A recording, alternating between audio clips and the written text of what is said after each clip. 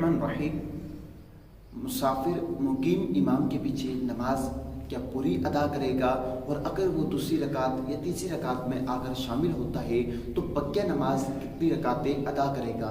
देखिए कि मुसाफिर जब मुकीम इमाम के पीछे नमाज अदा करेगा तो उस वक्त जो है वो पूरी नमाज यानी 4 रकात वाले को 4 रकात ही पढ़ेगा, क्योंकि उस वक्त वो मुकीम इमाम की इक्तदा कर रहा है तो 4 रकात ही पढ़ेगा।